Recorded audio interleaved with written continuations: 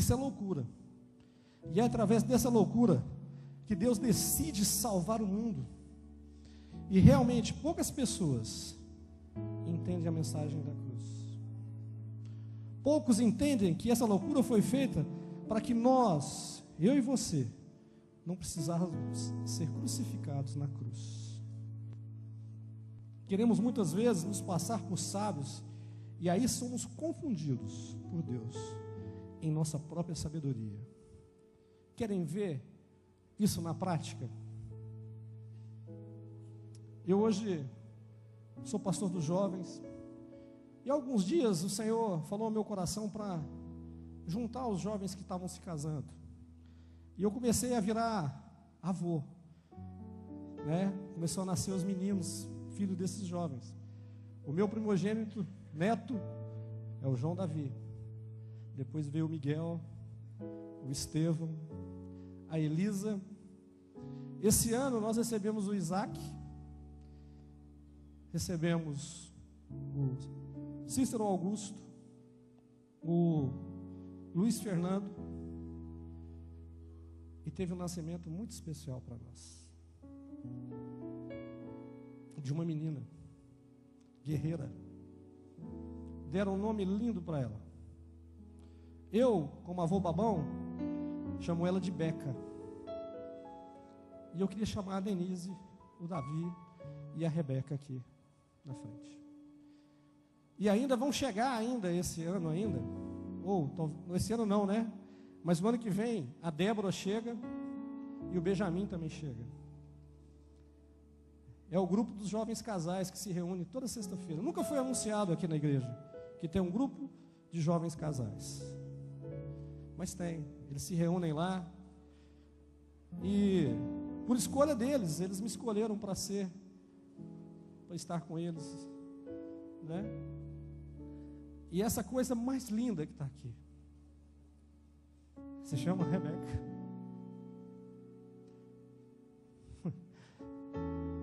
Vocês vão entender porque eu estou chorando.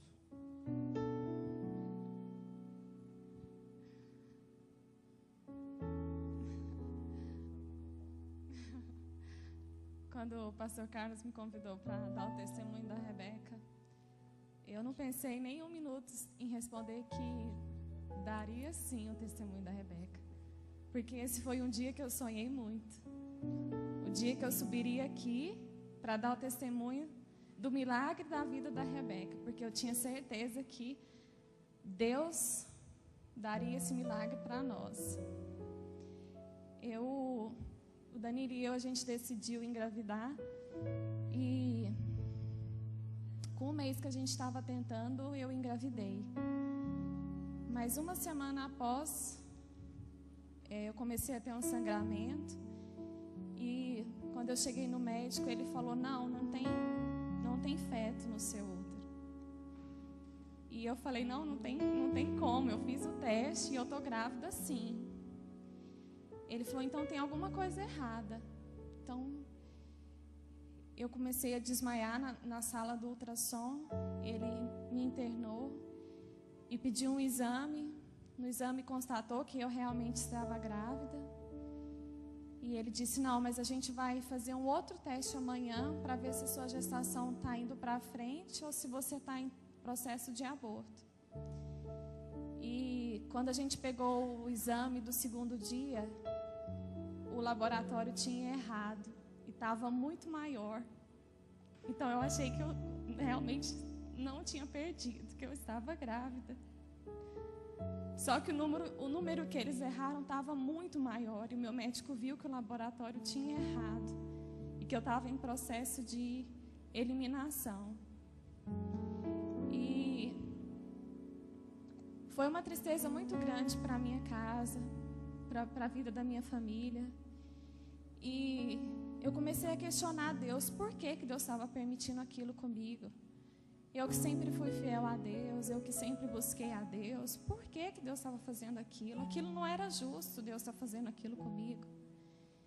E entrei num processo de questionamento, de por quê, para quê, por que Deus estava permitindo aquilo.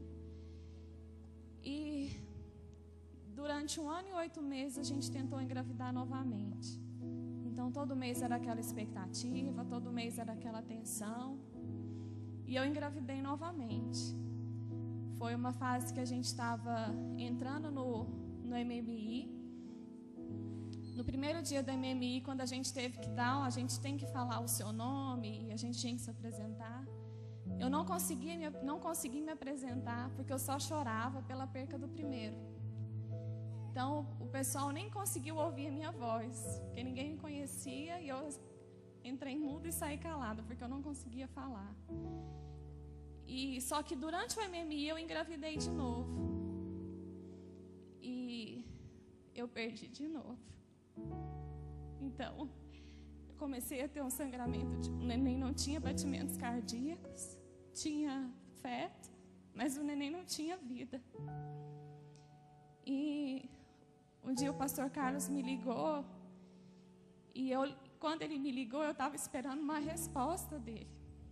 E o que ele falou para mim foi: minha filha, eu não sei nem o que te falar. Eu não tenho resposta para te dar. Mas eu sei que Deus está cuidando de vocês. Fica firme. E a gente tinha marcado uma reunião da MMI lá na minha casa. E eu não queria desmarcar essa reunião por conta do processo que a gente estava. E o Danilo falou: não, a gente vai ter a reunião mesmo assim. E a gente teve a reunião na minha casa. Eu estava com contrações, porque eu também tinha que eliminar o feto. E naquele dia, eles cantaram uma música que eu nunca tinha escutado. Que é aquela música que fala: novos sonhos, novas realizações esperam por ti. Novos planos, novas conquistas esperam por nós. O olho não viu, o ouvido não ouviu. E no refrão fala: família pode sonhar. Mãe, o seu filho vai voltar. Pai, na mesa o pão não vai faltar. E naquele momento eu estava perdendo o meu filho, o meu segundo filho. Eu pensava: Deus, como assim? O Senhor está falando que eu posso sonhar? Como eu posso sonhar sendo que eu estou perdendo outro filho? E quando eu perdi o segundo filho, eu fiz um propósito com Deus, que eu não iria reclamar, que eu não iria questionar. Que pelo contrário, eu iria glorificar a Deus em todos os momentos. Que eu iria louvar o nome dEle, que eu iria honrar o nome dEle. Que eu jamais iria reclamar ou questionar. Como da primeira gestação. Eu queria corrigir o meu erro da primeira gestação de ter ficado questionando a Deus. E assim eu fiz. Eu comecei a glorificar a Deus, eu comecei a pedir a Deus para que Ele fizesse a obra dEle nas nossas vidas. E aí a gente começou a fazer um monte de exames para descobrir o porquê que eu estava perdendo os nenéns. E o médico falou para mim: olha, você e seu marido são muito parecidos geneticamente. E é por isso que você perde os bebês. Falei: uai, mas foi Deus que me deu meu esposo, então eu posso ter filho com qualquer outro homem, menos com meu marido. E aquela noite, quando ele me falou isso, eu fiquei tão nervosa que eu só vomitava. Porque aquilo era como se eu falasse: não, então não foi Deus que deu meu marido para mim? Como assim eu não posso ter filho com ele? Eu consigo ter filho com ele, eu não consigo, porque meu corpo vai expulsar.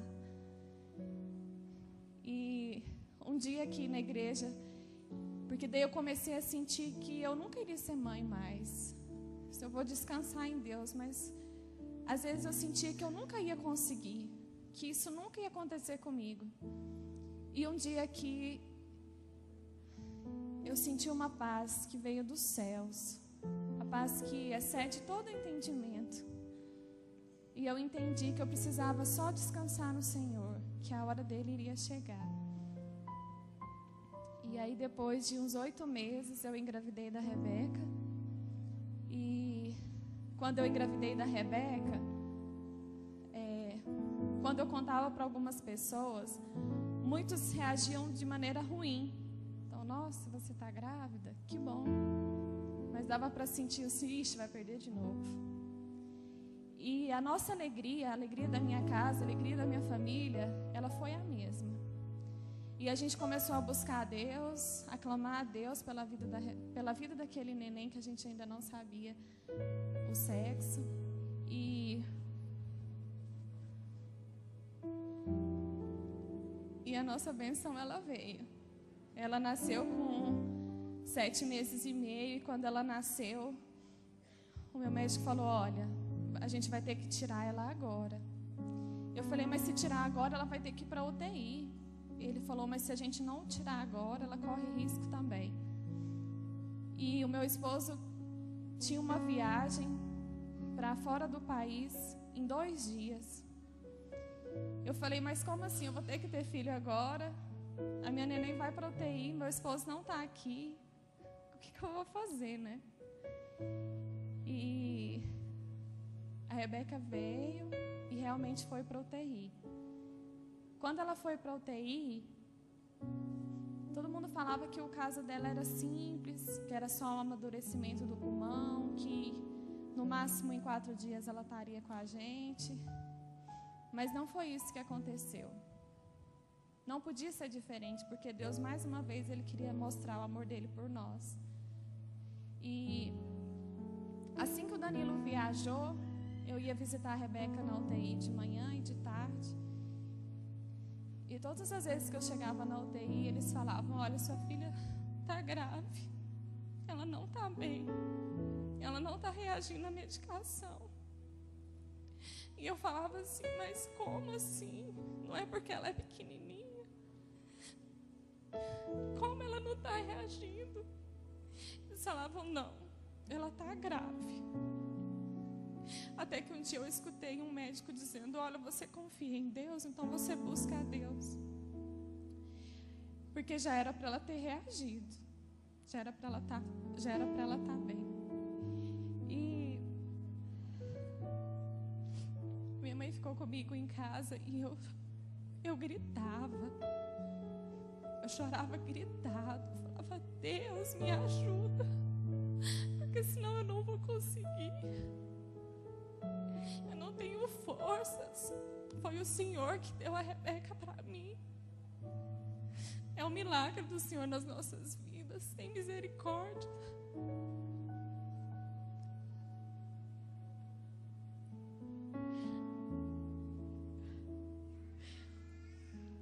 E mais uma vez o Senhor foi fiel com a gente. Ela foi melhorando. Eles foram tirando os aparelhos, os tubos.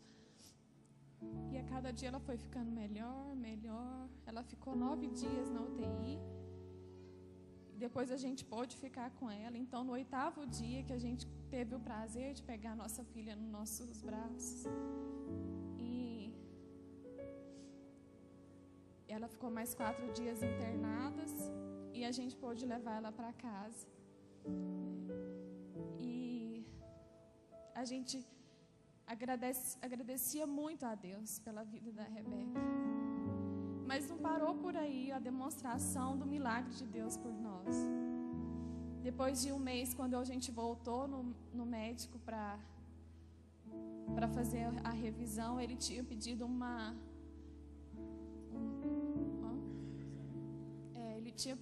um exame detalhado da minha placenta, para descobrir por que a Rebeca veio antes.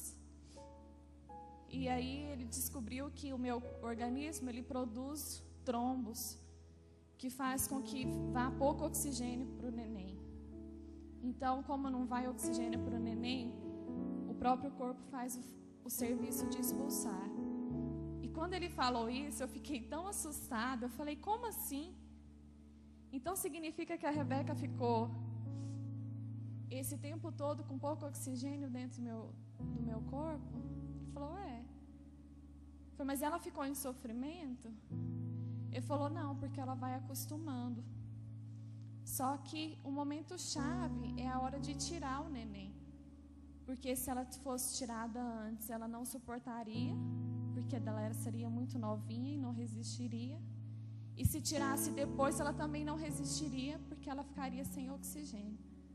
Então, o momento certo foi o momento que nós tiramos. E daí eu disse para ele, então significa que eu podia ter perdido ela de novo? Ele podia. E aí o Danilo falou assim, mas como assim? Então como assim? Ela está aqui. E eu comecei fiquei muito nervosa, e o Danilo falava, calma, olha aqui, olha para os meus braços. A Rebeca está aqui. Não é exame, não é nada. É o Senhor que deu ela para nós. O milagre de Deus está aqui nos nossos braços. Nós não precisamos nos preocupar. E daí eu disse para ele, não, mas então se eu quiser engravidar de novo, eu posso perder de novo? Você pode. Então pode ser que eu nunca mais consiga ser mãe? É. E aí o Danilo falava para mim, não, olha aqui, não precisa você se abater, não precisa você chorar. Olha aqui para os meus braços que você vai ver o que Deus fez.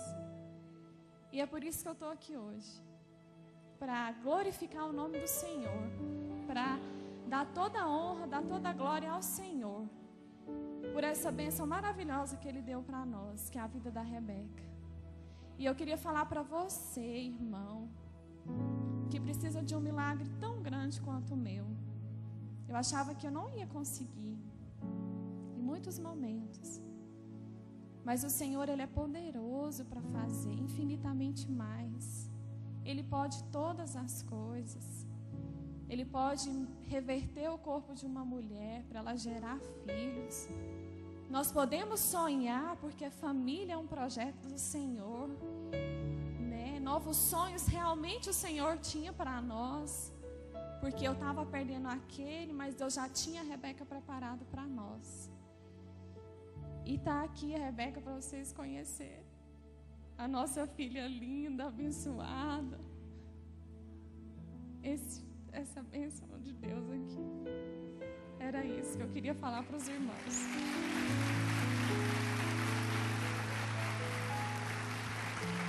Quer falar? Quer falar é bem simples. Deus é bom, Deus existe e nós somos provas disso. Não é, Rebeca? Loucura!